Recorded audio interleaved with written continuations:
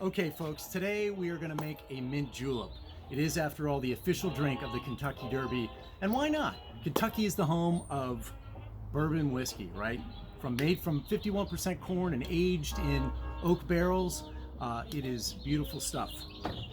Now, the name julep actually comes from Arabic and Spanish origins, and it at first originally referred to drinks with mint or spearmint in them, helping the digestive. Flash forward to the 1700s in America, and people were using that and the other ingredients, sugar, water, a little mint, to mix with rum, primarily to make the rum taste better because it wasn't such a great quality. But you'll recall we had a little issue with the Brits about taxation without representation, and once we kicked them out, you'll recall that the thing that we argued over was the sugar tax, right? So the sugar tax, which taxed molasses, sugar, and rum, and so all this rum production that we're making in the Northeast, particularly around Boston and the Medford area, basically fizzled out. And is the same time Western expansion of the United States into fertile valleys and fertile areas like Kentucky, and those Kentucky corn farmers were making excess corn that they couldn't all sell. And a great way to store corn in Kentucky is to make bourbon out of it. So that's what they did, much to the enjoyment of all of us. So quickly, bourbon took over any other spirit as they experimented in the 1800s, and again officially became the drink of the mint julep and the drink of the Kentucky Derby. So let's get straight to it. So first of all, you want to start with a little mint julep cup, just a little either stainless steel or silver if you got it. And you want to take some fresh mint leaves. These are not as fresh as I'd like, but you want to pop them in there.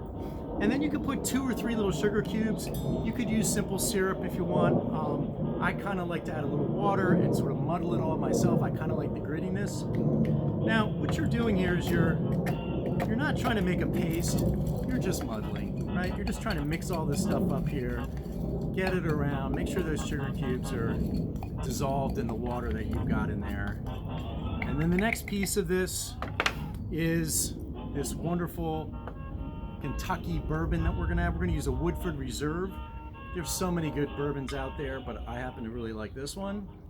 And don't chintz on this one. This is going to be the one where it's really going to shine through. This is the predominant thing you're going to taste. So use one that you'd sip on the rocks, right? Now, the next piece of this is to get some crushed ice. Now, I don't have an ice crusher as part of my kitchen unit. So what I simply do is get large pieces of ice, wrap it in a towel, and then I beat it with this nice little hammer. And it works perfectly. And it's a lot less expensive. So you want to put those in there. Now, let's see. And then you want to stir. The key thing here is it'll cause a little frost to form on the outside of the stainless steel cup.